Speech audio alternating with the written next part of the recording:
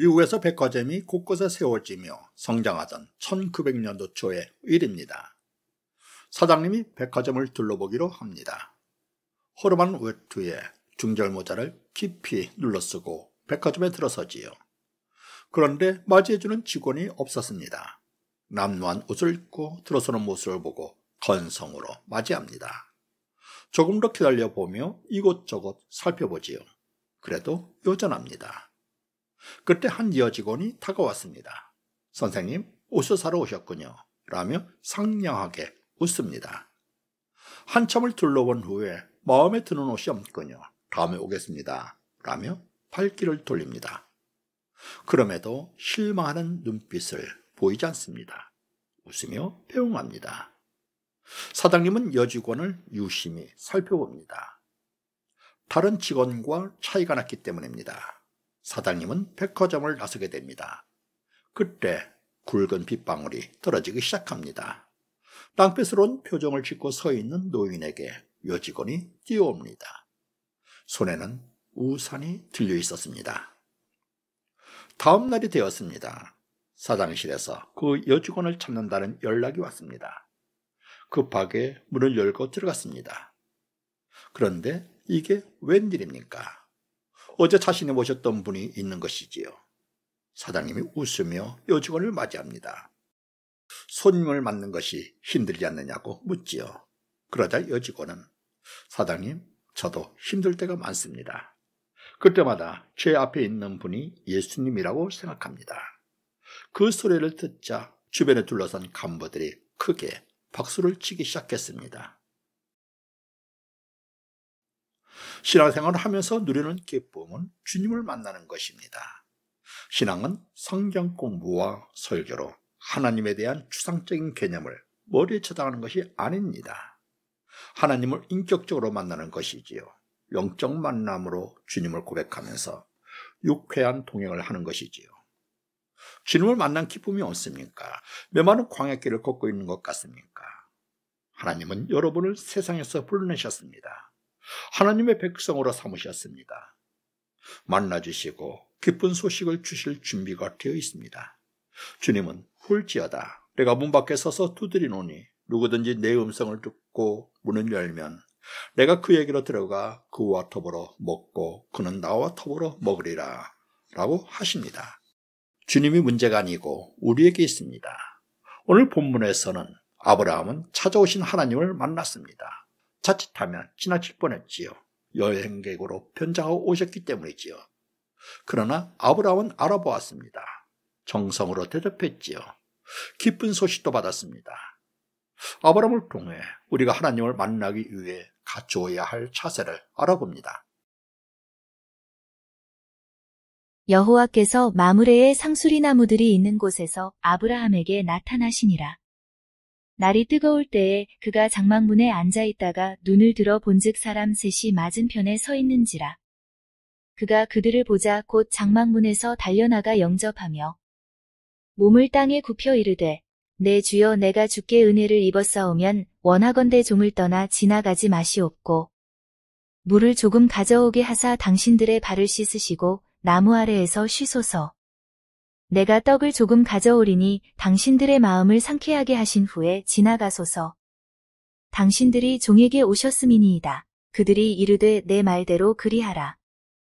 아브라함이 급히 장막으로 가서 사라에게 이르되 속히 고운 가루 세 스아를 가져다가 반죽하여 떡을 만들라 하고 아브라함이 또 가축대 있는 곳으로 달려가서 기름지고 좋은 송아지를 잡아 하인에게 주니 그가 급히 요리한지라. 아브라함이 엉긴 젖과 우유와 하인이 요리한 송아지를 가져다가 그들 앞에 차려놓고 나무 아래에 모셔 섬에 그들이 먹으니라. 그들이 아브라함에게 이르되 내 아내 사라가 어디 있느냐? 대답하되 장막에 있나이다. 일그가 이르시되 내년 이맘때 내가 반드시 내게로 돌아오리니 내 아내 사라에게 아들이 있으리라 하시니 사라가 그 뒤 장막 문에서 들었더라. 아브라함과 사라는 나이가 많아 늙었고 사라에게는 여성의 생리가 끊어졌는지라. 사라가 속으로 웃고 이르되 내가 노쇠하였고 내 주인도 늙었으니 내게 무슨 즐거움이 있으리요. 여호와께서 아브라함에게 이르시되 사라가 왜 웃으며 이르기를 내가 늙었거늘 어떻게 아들을 낳으리요 하느냐. 여호와께 능하지 못한 일이 있겠느냐. 기한이 이를 때에 내가 내게로 돌아오리니 사라에게 아들이 있으리라. 사라가 두려워서 부인하여 이르되 내가 웃지 아니하였나이다. 이르시되 아니라 내가 웃었느니라. 본문의 창세기 18장은 단독으로 이해하면 어렵습니다. 앞장이 17장과 연결되어 있기 때문입니다. 창세기 17장에서 아브라함은 할례 언약을 맺고 할례를 행합니다. 당시 상황에서 남자가 한꺼번에 할례를 행하는 것이 얼마나 큰 손실과 위험 부담이 따르는 것인지를 지난 영상에서 살폈습니다. 아브라함의 가정은 장정만 300명이 넘었습니다. 아내와 자녀까지 합하면 1000명이 넘는 거대한 가정입니다. 그런데 한날에 할례를 행한다면 사람들은 어떻게 받아들일까요? 100세가 다 된 노인이 아들을 낳겠다고 설친다고 하지 않을까요? 오늘 본문은 할례를 시행한 후 며칠 후에 하나님이 아브라함을 방문한 것으로 보입니다. 기꺼이 순종한 아브라함을 축복하고 위로하기 위한 것이지요. 아브라함의 위치를 견고하게 세워주기 위한 것이지요. 사라에게 기쁜 소식을 주어 믿음으로 서게 하기 위한 것입니다. 그렇습니다. 하나님의 방문은 누구에게는 심판의 전도등이 켜지는 것과 같습니다. 소돔과 고모라 성처럼 말입니다. 하나님은 소돔과 고모라 성을 심판하기 위해 인간의 몸을 하시고 땅으로 내려오신 것입니다. 그러나 누구에게는 위로하고 기쁜 소식을 전하기 위한 것입니다. 아브라함과 사라이지요. 하나님은 아브라함의 저소인 마므레의 상수리 나무들이 있는 곳에 나타나지요. 헤브론의 마므레입니다. 아브라함이 기근 때문에 잠시 피했던 애굽에서 돌아와 계속 같은 장소에 머물고 있습니다. 이런 모습에서도 심지가 고든 사람이라는 것을 알 수 있습니다. 아브라함은 영적으로도 깨어 있었습니다. 변장하고 찾아오시는 하나님을 영접하지요. 한낮에 장막 앞에 있으면서 휴식을 취할 때에 세 사람이 다가오는 것을 보았습니다. 한 분은 하나님이시고 나머지 두 명은 천사인 것으로 성경학자들은 해석합니다. 하나님은 그동안 아브라함에게 5번 나타나셨습니다. 그런데 본문처럼 육신의 옷을 입으시고 나타나신 것은 처음입니다. 시간이 지나면서 간격이 줄어들고 있는 것이지요. 아브라함을 친근히 여기고 계시다는 것을 알 수 있습니다. 아브라함도 하나님을 금세 알아보았습니다. 성경은 눈을 들어본 즉 사람 셋이 맞은편에 서 있는지라 그가 그들을 보자 곧 장막문에서 달려나가 영접하며 라며 하나님을 맞이하는 모습을 설명합니다. 당시 중동 지방에서는 나그네에 대한 환대가 극진했다고 합니다. 그러나 아브라함이 대접하는 것은 풍습에 따라 행동하는 것을 넘어섭니다. 아브라함은 직감적으로 얼마 전에 나타나 할례 언약을 베푸시고 올라가신 하나님이 다시 오셨다는 것을 알았을 것입니다. 눈을 들어본 적에 해답이 있습니다. 이 단어의 히브리어 원어는 보라입니다. 하나님이 오신 것을 보고 감격하며 어찌는 모습이 보이지 않나요? 아브라함은 세 사람을 천막으로 모십니다. 음식을 대접하도록 준비합니다. 그런데 그 준비가 극진합니다. 떡을 넉넉히 준비하고 귀한 송아지 고기까지 준비합니다. 식탁에 음식이 차려지자 옆에 서서 깍듯하게 시정을 길기도 합니다. 종의 마음을 가지고 주인이신 하나님 옆에서 시중드는 것이지요. 예수님이 이와 같이 너희도 명령받은 것을 다 행한 후에 이르기를 우리는 무익한 종이라 우리가 하여야 할 일을 한 것뿐이라 할지니라 라고 말씀합니다. 아브라함이 이를 충실히 실행하고 있습니다. 하나님은 식사 후에 본론으로 들어갑니다. 방문한 목적을 말씀하시지요. 아내 사라를 찾습니다. 그러자 아브라함은 장막에 있다고 말하지요. 사랑채에서 하나님을 모시고 있다면 아내는 저 멀리 앉아 있다는 것이죠. 하나님은 내년 이맘때 내가 반드시 내게로 돌아오려니 네 아내 사라에게 아들이 있으리라 이라고 하십니다. 안채에 있는 아내가 들리도록 말씀하시지요. 이 약속은 17장에 할례 언약을 주실 때에도 하셨던 말씀입니다. 똑같은 내용을 불과 며칠 후에 오셔서 다시 하시는 것입니다. 왜 그러셨을까요? 17장에서 아들을 낳을 것이라는 약속을 사라가 믿지 않았기 때문입니다. 아브라함에게 전해들은 탓도 있습니다. 무엇보다도 90이 다 된 여자가 아들을 낳을 것이라는 것이 믿기지 않았던 것이지요. 그래서 하나님이 다시 찾아오신 것입니다. 아들을 낳는다는 기쁜 소식은 남편만의 것이 아니기 때문입니다. 아내 사라도 함께 나눠야 할 복된 소식이지요. 이번에는 반드시라는 말을 첨가하여 아들을 낳을 것이라고 말씀합니다. 의심치 말라는 것입니다. 사라를 향한 하나님의 배려를 읽을 수 있지요.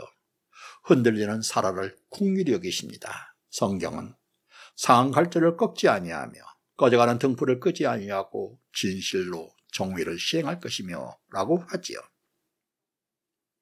그런데 사라의 반응을 보십시오. 엎드려 감사하며 아멘 하는 것이 아닙니다. 마음속에서 웃고 있지요. 말씀을 믿지 못하는 불신앙의 모습입니다. 나이가 많고 생리도 끊어진 여자가 어떻게 아들을 낳을 수 있냐는 것입니다. 그러나 믿음은 자신이나 환경의 한계에 갇혀 그것은 안 됩니다 라고 말하는 것이 아닙니다. 하나님의 능력을 믿고 아멘하는 것입니다. 성경은 예수께서 이르시되 할 수 있거든이 무슨 말이냐, 믿는 자에게는 능히 하지 못할 일이 없느니라 라고 하시지요. 사라는 아직 이런 믿음의 단계까지 자라지 못했다는 것을 보여주지요. 이에 하나님은 믿지 못하여 웃고 있는 사라를 탓합니다. 그러자 사라가 어떻게 반응할까요? 웃지 않았다고 시치면을 떼지요. 겉으로 표시를 내지 않으면 하나님도 모르실 것이라고 생각하는 것입니다. 그러나 성경은 무엇이라고 하나요? 주께서 내가 안고 일어섬을 아시고 멀리서도 나의 생각을 밝게 하시오며 나의 모든 길과 내가 눕는 것을 살펴보셨으므로 나의 모든 행위를 익히 하시오니 라고 하십니다. 우리는 겉모습만 잘 보이면 된다고 생각하지요. 그러나 하나님은 속마음을 감찰하십니다. 우리는 본문 말씀을 통하여 두 가지를 교훈으로 얻고 묵상하게 됩니다. 첫째, 마음이 청결한 그리스도인이 되기를 힘쓰십시오. 많은 그리스도인이 하나님을 만나고 보기를 소망합니다. 이를 위해 노력합니다.